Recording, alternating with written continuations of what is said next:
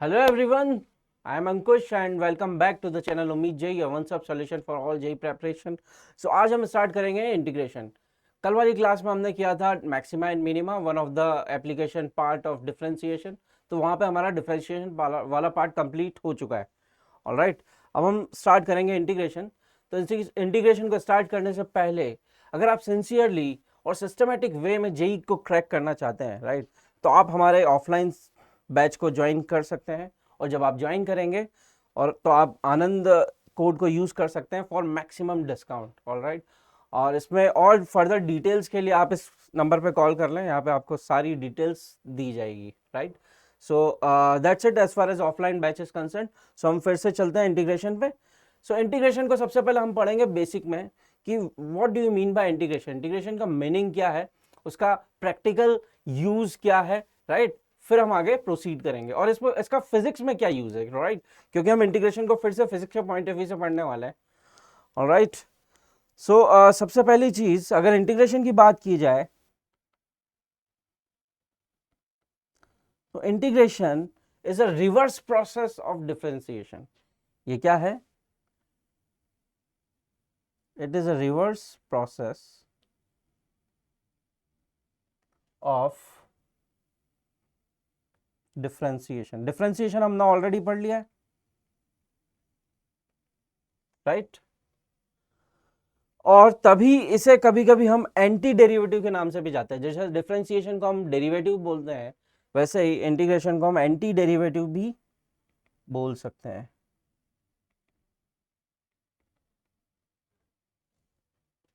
Alright, जैसे for example एक function में ले लेता हूं y इज इक्वल टू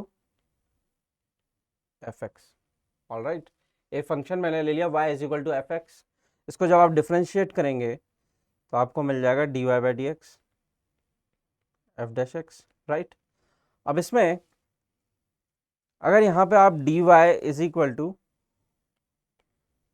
तो याद ये तो आप ये आपका आ गया है derivative, right, derivative F dash x. Right, इसको एक बार डिफरेंशिएट किया। राइट, अब हम क्या करते हैं, इसको इस फंक्शन को इंटीग्रेट कर देते हैं। ठीक है, अगर मैं इस फंक्शन को इंटीग्रेट कर देता हूँ, राइट, सॉरी, इस फंक्शन को अगर मैं इंटीग्रेट कर दूँ, इंटीग्रेशन का जो सिंबल होता है वो हम डिस्कस करेंगे, उसे हम ऐसा डिनोट करते हैं। राइट, ये इंटीग्रेशन का साइन हो गया। तो अगर मैं इस फंक्शन को फिर से इंटीग्रेट कर देता हूँ ना एफ डैश एक्स को, तो आपको पता है क्या मिल जाएगा? आपको फिर से एफ एक्स मिल जाएगा। राइट, तो एफ एक्स को आपने डिफरेंशिएट किया तो एफ डैश एक्स आया, एफ डैश एक्स को आपने इंटीग्रेट कर दिया तो फिर से क्या आ गया? वही ओरिजिनल फंक्शन एफ एक्स मिल गया। That is why integration is the reverse process of differentiation. Right, तो आपको फिर से क्या मिल जाएगा? एफ एक्स मिल जाएगा यहाँ।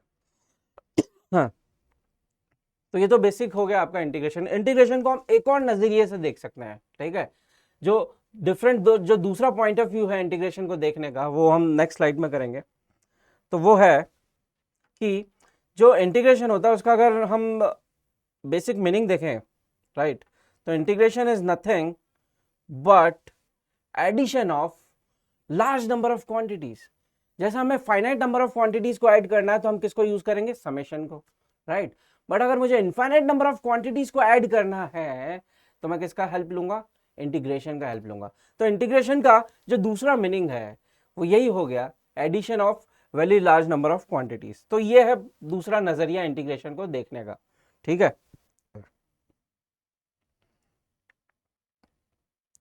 सो इंटीग्रेशन को अगर दूसरे नजरिए से देखा जाए तो that is integration is nothing but addition of very large quantities, मतलब very large number of quantities. इसका मतलब है इनफाइनाइट नंबर ऑफ क्वांटिटीज कहने का मतलब है। ठीक है, very large number of quantities. ठीक है, very large number of quantities का मतलब है इनफाइनाइट क्वांटिटीज। ऑलराइट, तो जब हमें बहुत सारी क्वांटिटीज को ऐड करना है तो हम किसका यूज करेंगे? इंटीग्रेशन का। वहां पे आपका जो समेशन है वो फेल हो जाएगा। तो यहाँ पे मैं कंक्लूड कर देता हूँ, जो समेशन आप यूज करते हैं, जो आप पढ़ते आ रहे हैं बचपन से, राइट, वो समेशन आप यूज करते हैं व्हेन एडिशन होता है addition of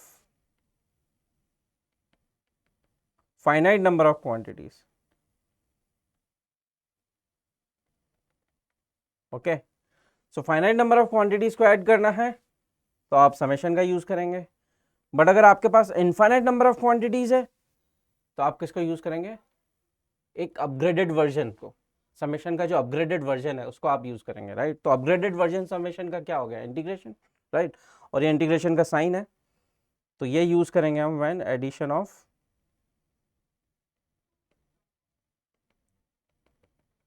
infinite number of quantities. Alright, so infinite number of quantities को ऐड करना है तो आप किसको यूज करेंगे? इंटीग्रेशन को। तो इसका एक एप्लीकेशन देख लेते हैं, इसका एक एप्लीकेशन फटाफट देख लेते हैं जो कि फिजिक्स में भी बहुत काम आने वाला है, ठीक है।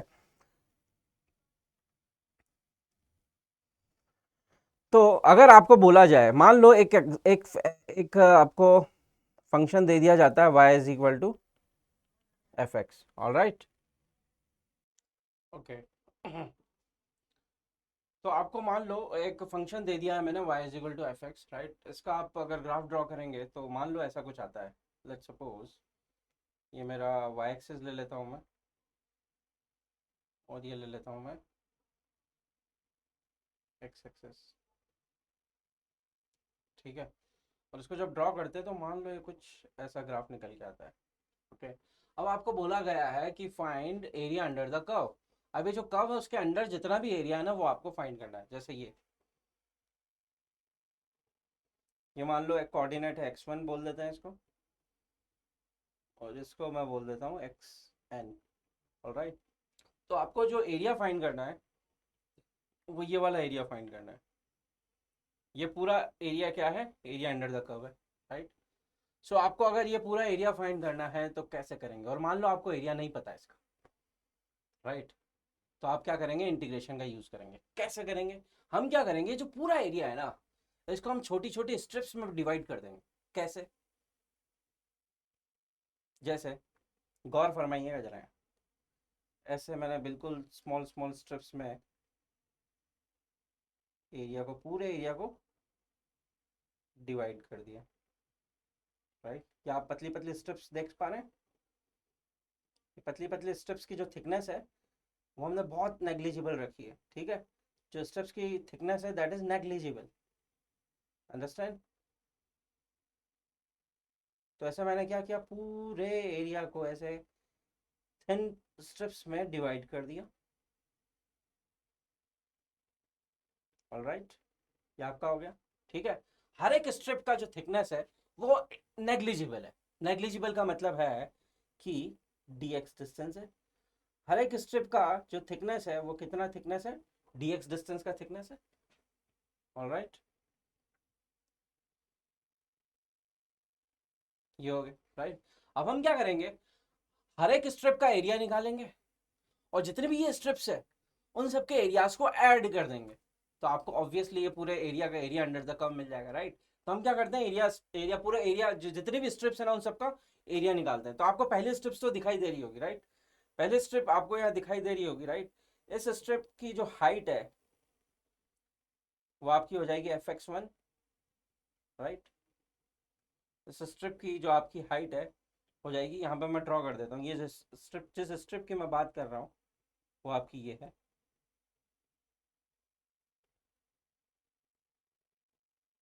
ऑलराइट, इसकी थिकनेस हमने रखी है dx, राइट। और इसकी जो हाइट है वो हो जाएगी आपकी fx1, राइट। अब ये जो स्ट्रिप है ये इतनी ज़्यादा थिन है कि इसको मैं ऑलमोस्ट रेक्टेंगल मान सकता हूँ, राइट। तो इस स्ट्रिप का अगर एरिया बोला जाए तो इस स्ट्रिप का एरिया मैं क्या लिख दूंगा? इस छोटे से स्ट्रिप का जो एरिया है वो मैं लिख दूंगा fx1 into D x, right. Almost rectangle है तो इसका मैंने एरिया लिख दिया fx1 plus D x, right. Similarly इसके नेक्स्ट जो आगे वाली स्ट्रिप है उसका एरिया हो जाएगा fx2 into D x, right. And so on, ऐसे चलता जाएगा। और लास्ट स्ट्रिप जो है उसका एरिया हो जाएगा fxn dx, right. Last strip का एरिया क्या हो जाएगा, f x n d x. कौन सी, nth स्ट्रिप, जो लास्ट स्ट्रिप है उसको मान लो nth स्ट्रिप मान लेते हैं, राइट। तो इन सारी स्ट्रिप्स का एरिया जब मैंने ऐड कर दिया तो आपको क्या मिल जाएगा, टोटल एरिया मिल जाएगा, area under the curve, total area under the curve आपको इससे मिल जाएगा, राइट। अब यहाँ पे इसको कैसे लिख सकते हैं, तो इस एरिया को अगर मुझे कैलकुलेट करना है तो मैं समेशन का यूज करूंगा, तो ये समेशन का मैंने यूज कर लिया, right. F x ith element, और यहाँ पे आई की वैल्यू कहाँ से कहाँ तक, 1 से लेके आप कहाँ तक वेरी करा दें, एन तक वेरी करा दें, राइट। और एन क्या है, बहुत लार्ज नंबर है, क्योंकि हमने जो एरिया है उसको पतली पतली स्ट्रिप्स में डिवाइड कर दिया और स्ट्रिप की थिकनेस हमने रखी negligible, which is dx, right. तो ऐसी कितनी कितनी स्ट्रिप्स बन जाएगी, इनफाइनाइट नंबर ऑफ स्ट्रिप्स बन जाएगी, राइट। तो जो n है that is tending to infinity, तो जो n है आपका वो क्या होगा, टेंडिंग टू इन्फिनिटी हो जाएगा, ऑल राइट। तो ऐसा आप इसको जब सॉल्व करेंगे तो आपको क्या मिल जाएगा, एरिया मिल जाएगा। बट यहां पे आ जाता है समेशन का limitation. Summation finite number of quantities को तो ऐड कर सकता है, बट समेशन को जब infinite number of quantities add करनी होती है तो वहां वो क्या हो जाता है, फेल हो जाता है। तो वहां हम क्या यूज करेंगे, इंटीग्रेशन यूज करेंगे। तो अब हम क्या करेंगे, ये जो पूरी चीज है ना इसको रिप्लेस कर देंगे किससे, इंटीग्रेशन से। इंटीग्रेशन से हम इसको रिप्लेस कर देंगे। तो अब एरिया जब निकालना है तो क्या लिख दूंगा मैं, समेशन को मैंने रिप्लेस कर दिया इंटीग्रेशन से, और अंदर हो जाएगा आपका एक function F x d x, right.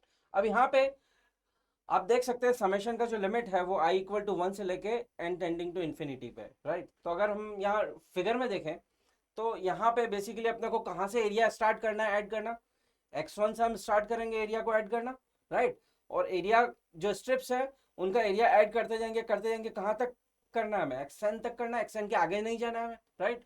तो जो लिमिट हो गई वो क्या हो गई कि x1 से xn के बीच में आपको एरिया चाहिए, राइट। तो यहाँ पे जो इंटीग्रेशन है उसकी लिमिट भी क्या हो जाएगी, लोअर लिमिट हो जाएगी x1, क्योंकि x1 से हमें स्टार्ट करना है एरिया काउंट करना, राइट।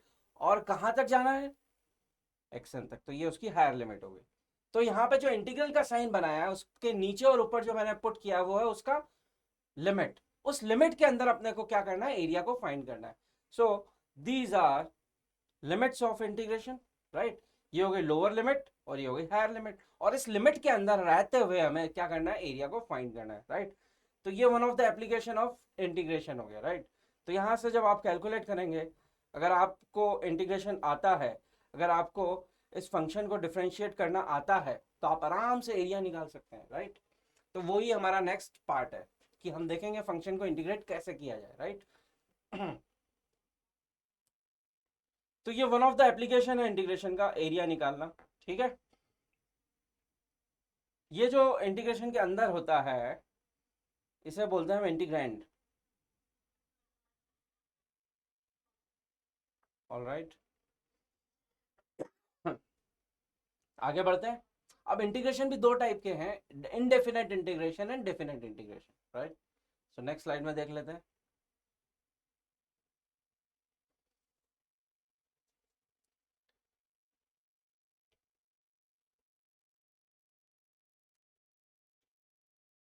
Integration, alright. इंटीग्रेशन को हमने दो पार्ट्स में डिवाइड किया है। एक होता है इनडेफिनेट इंटीग्रेशन,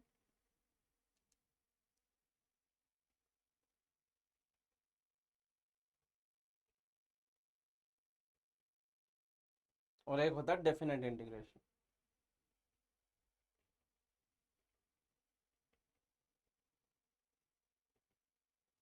ऑलराइट।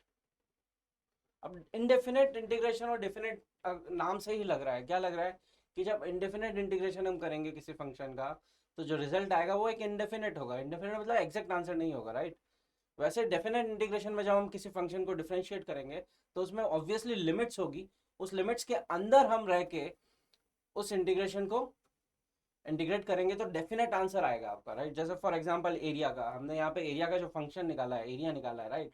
इसमें आप देख सकते हैं इस इंटीग्रल के ऊपर और नीचे एक लिमिट है, उस लिमिट में रहते हुए आपको इंटीग्रेट करना है, राइट। तो यहाँ से जब इस इंटीग्रेशन को आप सॉल्व करेंगे, राइट, तो आपको एक डेफिनेट आंसर मिलेगा। So this integration is definite integration, right. तो यहाँ पे हम लिख देते हैं।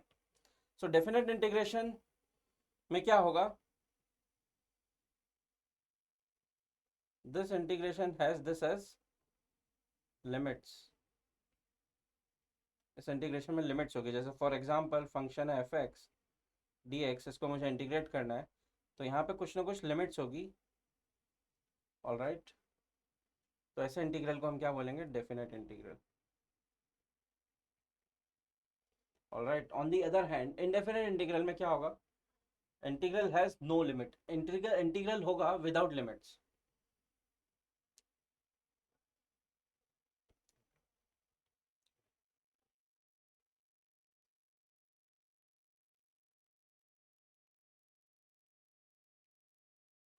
ठीक है, तो यहाँ पे बेसिकली हम फंक्शन को इंटीग्रेट करेंगे, ठीक है, और यहाँ पे कोई लिमिट नहीं होगी, तो आंसर जो आएगा आपका इनडेफिनेट आएगा। और ऐसे इंटीग्रेशन को हम क्या बोलते हैं? इनडेफिनेट इंटीग्रेशन बोलते हैं, राइट। तो पहले हम डेफिनेट इंटीग्रेशन, इनडेफिनेट इंटीग्रेशन ही पढ़ने वाले हैं, फिर एंड में हम देखेंगे कि डेफिनेट को कैसे हम सॉल्व करेंगे, ठीक है। तो इनडेफिनेट को ही आगे कंटिन्यू करते हैं। तो एक एग्जांपल मैं देता हूँ इनडेफिनेट में।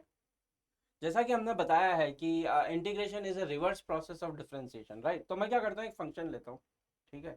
मैंने एक फंक्शन ले लिया y is equal to f x, sorry y is equal to x square plus two, right. और एक फंक्शन ले लिया मैंने y is equal to x square plus four, right. दोनों को मैं क्या करूँगा? वन बाय वन डिफ्रेंशिएट कर दूंगा। तो इसको डिफ्रेंशिएट किया तो यहाँ से आपको आ जाएगा dy by d x is equal to two x, right. इसको डिफ्रेंशिएट किया तो आ जाएगा dy by d x is equal to two x. अब हमने क्या बोला था? Integration is a reverse process of differentiation. तो इसका मतलब है कि जब मैं इसको इंटीग्रेट करूंगा तो मुझे फिर से ये मिलना चाहिए। सिमिलरली जब मैं इसको इंटीग्रेट करूंगा तो फिर से मुझे ये मिलना चाहिए। तो देखें क्या मिलता है, ठीक है। तो इंटीग्रेट कैसे करेंगे? डी वाई को ऐसे रहने देंगे, डी एक्स को हम इधर ले आएंगे, राइट। और बोथ साइड क्या कर देंगे? इंटीग्रेशन का साइन लगा देंगे, राइट। तो यहाँ पे डी वाई का इंटीग्रेशन हो जाएगा वाई, और टू एक्स स्क्वायर, वैसे आपको अभी फॉर्मूला नहीं पता है इंटीग्रेशन का, बट मैं यहाँ पे सॉल्व कर देता हूँ फॉर द टाइम बिंग, आगे हम फॉर्मूला देखेंगे, राइट। तो टू एक्स का जब इंटीग्रेशन करेंगे तो वो आ जाता है एक्स स्क्वायर, ऑलराइट। अब एक्स स्क्वायर तो आ गया, प्लस क्या लिखें? यहाँ पे भी जब मैं सिमिलरली सॉल्व करूँगा तो यहाँ पे भी y is equal to x square तो आ जाएगा, राइट। तो दोनों ही केस में एक्स स्क्वायर तो सेम आ गया है, राइट। बट आप अगर ऊपर देखेंगे तो एक में टू है और एक में फोर है, राइट। और हमें पता है कि जब हम इस फंक्शन को डिफरेंशिएट करेंगे तो हमें वापस मेन फंक्शन मिलना चाहिए, राइट। बट हमें जो मिला है वो केवल x वाला पार्ट मिला है, कांस्टेंट वाला पार्ट तो हमें पता ही नहीं क्या है, राइट। तो इसीलिए इंडेफिनेट इंटीग्रेशन में हमें कांस्टेंट लगा देते हैं। तो हम यहाँ क्या करेंगे? कांस्टेंट लगा देंगे, ठीक है। अब ये कांस्टेंट लगा देंगे, इस कांस्टेंट की वैल्यू जब टू ले लेंगे, राइट, तो आपको ये फंक्शन मिल जाएगा। इस कांस्टेंट की वैल्यू जब मैं फोर ले लूँगा तो आपको ये वाला फंक्शन मिल जाएगा, राइट। तो इसीलिए क्या करते हैं, हम इसको ओपन एंड छोड़ देते हैं और एक कांस्टेंट लगा के छोड़ देते हैं, राइट। और वो कांस्टेंट आप चेंज करते जाएंगे तो फंक्शन भी आपको बदलता जाएगा, राइट। तो ये है इनडेफिनेट इंटीग्रेशन। तो जब भी आपको इनडेफिनेट इंटीग्रेशन करना है तो आपको कैसा पता चलेगा? आपको पता चलेगा वो इंटीग्रेशन जिसमें कोई लिमिट नहीं है वो आपका इनडेफिनेट इंटीग्रेशन है। और जो भी आंसर आपका आएगा उसमें आपको सम कांस्टेंट लगा देना है, राइट। जिससे क्या पता चल जाएगा कि that is indefinite integration, alright. तो अब हम क्या करते हैं, कुछ फॉर्मूला देख लेते हैं, डायरेक्ट फॉर्मूले जो आप यूज कर सकते हैं इंटीग्रेशन में, राइट। तो जो इंपॉर्टेंट फॉर्मूला है जो फिजिक्स में काम आने वाले हैं वही फॉर्मूला हम देखने वाले हैं, ऑलराइट। तो देख लेते हैं फॉर्मूले।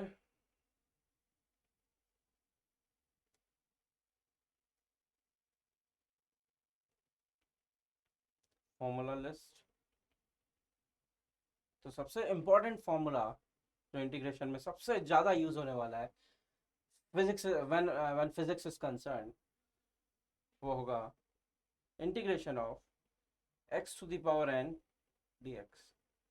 X to the power n का जब इंटीग्रेशन करना होगा तो उसको कैसे करेंगे? उसका डायरेक्ट फॉर्मूला है x to the power n plus one divided by n plus one plus c constant, alright. तो ये फॉर्मूला आपको याद रखना है। यहाँ पे एन जो है वो माइनस वन नहीं होना चाहिए, क्योंकि अगर माइनस वन हो गया तो आप देखिए आंसर को, ये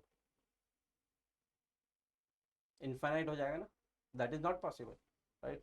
अनडिफाइंड हो जाएगा।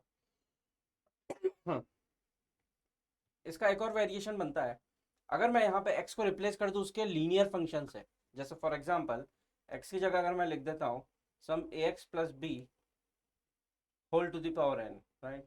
इसको जब आप डिफ्रेंशिएट करेंगे तो वो आ जाएगा, आपको सिंपली वही सेम फॉर्मूला यूज़ करना है जो x के लिए किया, राइट। तो यहाँ आ जाएगा ax plus b whole to the power n plus one divided by n plus one. ये तो सेम फॉर्मूला ही है, आपने जो ऊपर वाला यूज़ किया है, राइट। अब यहाँ पे क्या करना है आपको, x का जो कोइफिशिएंट है ना उससे डिवाइड कर देना है, राइट। तो यहाँ पे x का कोइफिशिएंट क्या है, a, तो a से आप क्या कर देंगे, डिवाइड। तो ये आपका आंसर आ चुका है। और again this is indefinite integration, क्योंकि यहाँ पे कोई लिमिट्स आपको दिखाई नहीं देती है, तो मैं कांस्टेंट लगा देता हूँ अपनी तरफ से। ऑल राइट, थोड़ा स्पेस क्रंच हो जाएगा तो मैं अपने आप को छोटा कर लेता हूँ। ऑल राइट, तो ये एक फॉर्मूला हो गया। दूसरा सेकंड फॉर्मूला अगर की बात अगर की जाए तो इंटीग्रेशन dx बाय एक्स, मतलब 1/x का अगर डिफ्रेंशिएशन करना है, राइट। तो अगेन यहाँ पे देखिए, अगर मैं x को ऊपर ले आता हूँ तो x टू द पावर -1 हो जाएगा, राइट। तो n is equal to -1, but यहाँ पे लिखा है कि सॉरी, यहाँ पे n -1 नहीं होना चाहिए, राइट। पहले फॉर्मूले में n -1 नहीं होना चाहिए, बाकी सारे n के लिए आप लगा सकते हो, ओनली n-1 में आप ये फॉर्मूला नहीं लगा पाएंगे। कौन सा, पहला वाला। तो n-1 जब होगा तो फिर कौन सा फॉर्मूला लगाएंगे, तो वो है आपका फॉर्मूला नंबर 2। तो इसमें आप अगर जब dx बाय एक्स या 1/x का डिफ्रेंशिएशन करेंगे तो आपको यहाँ मिल जाएगा log to the base e x। यहाँ मैं मॉडुलस लगा देता हूँ क्योंकि log के अंदर जो भी क्वांटिटी होती है वो हमेशा पॉजिटिव होती है, राइट। सम कांस्टेंट c लगा दें, राइट, ये आपको हो जाएगा। तो n इक्वल टू -1 के लिए आपको सेकंड फॉर्मूला लगाना है। ऑलराइट, तो इसमें भी वही वेरिएशन है। अगर मैं x की जगह एक लीनियर फंक्शन ऑफ x लिख देता हूँ, राइट, मान लो मैंने यहाँ लिख दिया ax प्लस बी, तो सेम फॉर्मूला लगाना है। ओनली डिफरेंस इज आपको x के कोएफिशिएंट को डिवाइड कर देना है, तो मैंने डिवाइड कर दिया, राइट। ये सारे फॉर्मूले में एप्लीकेबल है। इंटीग्रेशन के जितने भी फॉर्मूले हैं जिसमें अगर आप x को x के लीनियर फंक्शन से रिप्लेस कर देते हैं तो आप वही सेम फॉर्मूला लगाएंगे x का जो है, बस आप क्या करेंगे, जो भी फाइनल फॉर्मूला उसमें x के कोएफिशिएंट से डिवाइड कर दें, राइट। फिर थर्ड फॉर्मूला जो इंपॉर्टेंट फॉर्मूला है वो यहाँ देख लेते हैं। थर्ड फॉर्मूला है integration of e to the power x, right. Differentiation में जब हमें e to the power x का डिफ्रेंशिएशन करना होता था तो वही सेम आ जाता था। सिमिलरली इंटीग्रेशन में भी e to the power x का जो डिफ्रेंशिएशन होगा वो same e to the power x plus c हो जाएगा।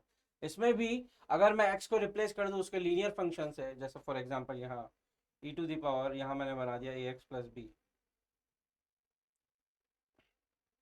तो क्या आ जाएगा, e to the power ax plus b divided by a with some constant, okay.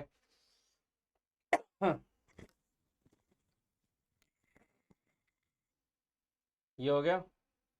फिर इसके बाद अब थोड़ा सा अगर मुझे फोर्थ फॉर्मूला है integration of a to the power x अगर मुझे करना है, right. A is some constant, उसकी power x d x, right. तो यहाँ आपको मिल जाएगा, यहाँ आ जाएगा a to the power x divided by log to the base e a, alright, plus c. ये आपका कांस्टेंट फॉर्मूला हो जाएगा, ठीक है। अब यहाँ पे कुछ ट्रिग्नोमेट्रिक रेशियोज के इंटीग्रेशन के जो फॉर्मूले हैं वो देख लिए जाए। तो ट्रिग्नोमेट्रिक रेशियोज के फॉर्मूले अगर देखें तो सबसे पहला फॉर्मूला आएगा साइन एक्स का। अगर मुझे साइन एक्स को इंटीग्रेट करना है, right, integration of sine x d x, तो वो हो जाएगा माइनस कॉस एक्स प्लस सी, लगा देते हैं कांस्टेंट, राइट।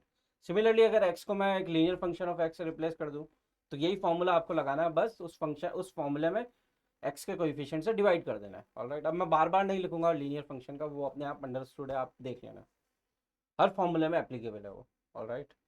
तो ये आपका फिफ्थ फॉर्मूला हो गया, राइट। सिक्स्थ फॉर्मूले की बात करें तो कॉस एक्स को अगर मैं इंटीग्रेट कर दूं, कॉस एक्स को अगर मुझे इंटीग्रेशन करना है तो यहाँ पे आ जाएगा आपका sine x plus some constant c. फिर सेवन्थ फॉर्मूला हो जाएगा आपका integration of sec square x d x. Sec square x d x को अगर आपको इंटीग्रेट करना है, राइट, तो उसका इंटीग्रेशन आता है 10x प्लस सी। ये सारे फॉर्मूले जो मैं लिखा रहा हूँ सारे के सारे इंपॉर्टेंट है as far as physics is concern, right. तो ये सारे फॉर्मूला आपको फिंगर टिप्स पे होना चाहिए, आपको याद होना चाहिए, ऑलराइट। फिर हम इंटीग्रेशन करते हैं cosec square x. Cosec square x का इंटीग्रेशन कर देंगे तो आपको मिल जाएगा cot x plus some constant c, right. Ninth formula हम ले लेते हैं, इंटीग्रेशन किसका कर दें, sec x into tan x का अगर इंटीग्रेशन बाई चांस आ जाए, राइट। वैसे तो रेयर है बट बाई चांस आ जाता है कि sec x into tan x का इंटीग्रेशन, तो ये आपको लिख देगा, ये आपको देगा sec x plus c constant, right. Similarly tenth formula अगर मुझे दे दिया जाए cosec x into cot x, इसको मुझे इंटीग्रेट करना है, राइट। तो इसका हो जाएगा आपका minus cosec x minus cosec x plus some constant c, right. कुछ फॉर्मूला यहाँ पे भी हम लिख सकते हैं, यहाँ पे थोड़ा सा स्पेस है। अब एक और फॉर्मूला रह जाता है अगर मुझे इंटीग्रेशन करना है सेक एक्स का, राइट। तो इसका इंटीग्रेशन आ जाएगा लॉग, इन सारा इंटीग्रेशन के जो ये फॉर्मूला है ना इन सब के डेरिवेशन भी है, right. But for physics purpose ये सारे डेरिवेशन कोई काम का नहीं, आप डायरेक्ट फॉर्मूला याद रख लें, राइट। सो यहाँ आ जाएगा log to the base e sec x plus tan x plus some constant C, alright. तो ये सारे ट्रिग्नोमेट्रिक रेशियोज के हमने फॉर्मूले देख लिए इंटीग्रेशन के, राइट। अब कुछ और इंपॉर्टेंट फॉर्मूला हम देख लेते हैं।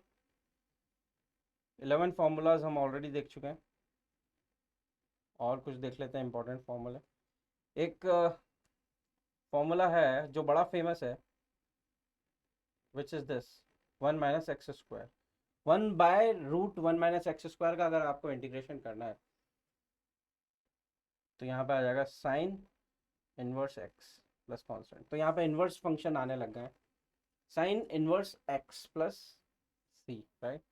वैसे एक और फॉर्मूला होता है integration D x divided by 1 plus x square. इसको अगर आपको इंटीग्रेट करना है तो ये हो जाएगा टेन इनवर्स एक्स, हो जाएगा tan inverse x plus some constant c. 14th formula है माइनस, माइनस में अगर d x by root 1 minus x square मिल जाए आपको तो इसको इंटीग्रेशन करेंगे तो कॉस इनवर्स हो जाएगा, कॉस इनवर्स एक्स प्लस सी। फिर एक और फॉर्मूला है जो शायद ही काम आए, रेयरली काम आता है वो, राइट। बट अगर बाय चांस आ जाता है तो आप ये लिख सकते हैं d x by modulus x root x square minus 1। इसको अगर आप इंटीग्रेट करेंगे तो ये आता है आपका सेक इनवर्स एक्स प्लस सी। तो ये कुछ और इंपॉर्टेंट फॉर्मूले जो मैंने लिख दिया, आप ये इतने फॉर्मूले याद कर लो, जितने फॉर्मूले मैंने लिखा है, कितने 15 फॉर्मूले, राइट। ये 15 फॉर्मूला आप अच्छे से याद कर लो, फिजिक्स में आपको कहीं पे भी कुछ प्रॉब्लम नहीं आने वाली है, ऑलराइट। बस ये 15 फॉर्मूले याद रखना है आपको, और कुछ नहीं है। इनफैक्ट ये सारे फॉर्मूले तो आप जब प्रैक्टिस करेंगे तभी याद हो जाएंगे, ऑलमोस्ट सारे याद हो जाएंगे। कुछ रेयर फॉर्मूले हैं जो ज़्यादा प्रैक्टिस में यूज़ होते नहीं हैं, उनको अलग से बैठ के याद कर लेना, ऑलराइट। ठीक है, अब हम क्या करते हैं, कुछ रूल्स पढ़ लेते हैं इंटीग्रेशन में। कुछ रूल्स होते हैं, राइट। जब हम किसी फंक्शन को इंटीग्रेट करते हैं तो कुछ रूल्स हैं, उनको आपको फॉलो करना पड़ेगा। तो रूल नंबर 1 हम देख लेते हैं सबसे पहले। So rule number 1,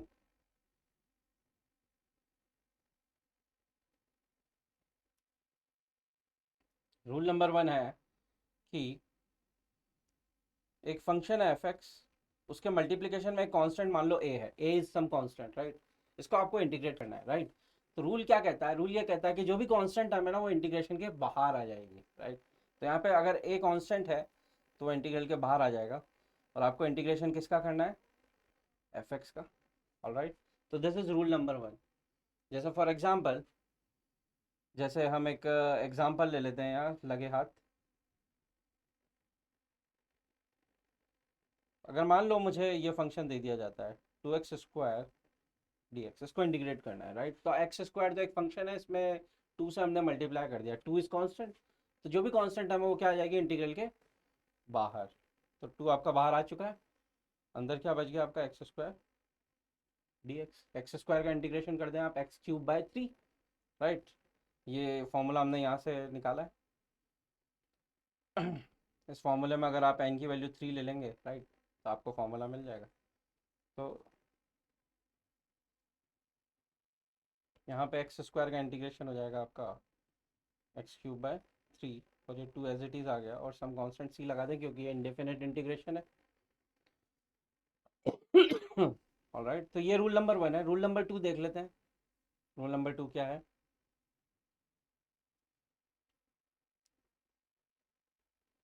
rule number 2, तो रूल नंबर 2 बेसिकली एडिशन और सब्ट्रैक्शन में है। अगर दो फंक्शन है, या तो वो एडिशन में है या सब्ट्रैक्शन में है, राइट, तो उनमें क्या करना है? जैसे फॉर एग्जांपल एक फंक्शन है एफ एक्स, राइट, या तो उसका एडिशन हो रहा है किसी दूसरे फंक्शन से, या उसका सब्ट्रैक्शन हो रहा है, राइट, ऐसा कुछ फंक्शन है, राइट। तो इसमें क्या करेंगे आप, जो इंटीग्रल इंटीग्रल वाला साइन है ना, वो अंदर इंडिविजुअल फंक्शंस तक पहुंच जाएगा और इंडिविजुअली एक एक फंक्शन को इंटीग्रेट करेगा। जैसे ये इंटीग्रल वाला साइन जो है, वो सबसे पहले एफ एक्स को इंटीग्रेट करेगा प्लस माइनस, फिर क्या करेगा, जी एक्स को इंटीग्रेट करेगा। तो आप सेपरेटली पहले एफ एक्स को इंटीग्रेट करके लिख लें प्लस माइनस, फिर जी एक्स को इंटीग्रेट करके लिख लें, राइट। ऐसा कर सकते हैं। इसको एक एग्जांपल ले लिया जाए तो क्लैरिटी आ जाएगी। इसका एक एग्जांपल ले लिया जाए, इसका एक एग्जांपल कुछ भी ले लेते हैं, जैसे मान लो 2x plus x square D x. यहाँ पे देखिए आप, दो फंक्शन है, एक फंक्शन हो गया 2x, एक फंक्शन हो गया एक्स स्क्वायर। तो आपको क्या करना है, 2x डी एक्स सेपरेटली, फिर ये हो जाएगा एक्स स्क्वायर डी एक्स। ऐसे सेपरेटली दोनों को इंटीग्रेट कर दें। तो इसको इंटीग्रेट करेंगे तो यहाँ पे रूल नंबर 1 लग जाएगा, 2 बाहर आ जाएगा, यहाँ आ गया एक्स डी एक्स प्लस यहाँ आ गया x square D x, right. 2 x का इंटीग्रेशन होता है एक्स स्क्वायर बाय 2, राइट, यहाँ आ गया x square by 2 plus x square का इंटीग्रेशन हो जाएगा एक्स क्यूब बाय 3, प्लस एक कांस्टेंट लगा दें क्योंकि इंडेफिनेट इंटीग्रेशन है। तो ऐसे आपको करते जाना है। ऑलराइट, इसमें रूल नंबर 3 भी है, जो हम ऑलरेडी पहले भी पढ़ चुके हैं। वो रूल नंबर 3 में फिर से एक बार रिवाइज करा देता हूँ, जिसको हमने एज ए रूल नंबर 3 नहीं पढ़ा, ऐसे कैजुअली मैंने बता दिया था, बट वो एक्चुअली रूल है। तो रूल नंबर 3 चूंकि आपका ऐसा है, रूल नंबर 3,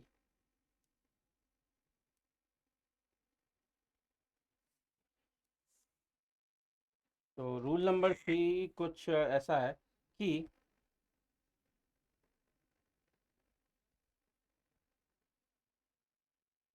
ऑलराइट, सो मान लो एक फंक्शन है एफ एक्स, उसको आपको डिफ्रेंशिएट करना है, सॉरी इंटीग्रेट करना है। तो मान लो इसके इंटीग्रेशन से जो फंक्शन आता है वो जी एक्स आता है plus some constant c, right. अब यहाँ पे जो x है ना, उसको मैं रिप्लेस कर देता हूँ उसके लीनियर फंक्शन ऑफ x है, राइट।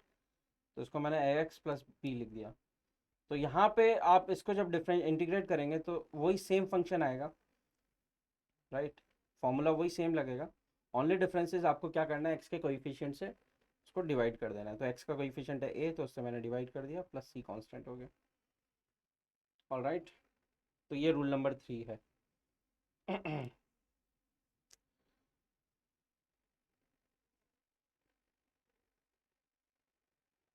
ऑलराइट, सो जो इंपॉर्टेंट रूल्स है रूल नंबर 3 तक हमने पढ़ लिया। इसके बाद एक और रूल है विच इज़ सब्सटीट्यूशन रूल, जो कि ज़्यादा इंपॉर्टेंट है, वो ज़्यादा फिजिक्स में यूज़ होने वाला है, उसको हम पढ़ेंगे नेक्स्ट चैप्टर में। तो फॉर द टाइम बिंग हमने यहाँ पे इंटीग्रेशन का इंट्रोडक्शन देख लिया, इंटीग्रेशन का जो दूसरा मीनिंग होता है वो भी हमने देख लिया, और यहाँ पे कुछ रूल्स भी हमने देख लिए, और एक फॉर्मूला लिस्ट हमने तैयार कर ली है। इतना आप रिवाइज कर लें, फिर नेक्स्ट क्लास में जब मिलेंगे तो हम रूल नंबर 4 देखेंगे विच इज सब्स्टिट्यूशन मेथड, और वो सबसे ज़्यादा इंपॉर्टेंट है, राइट।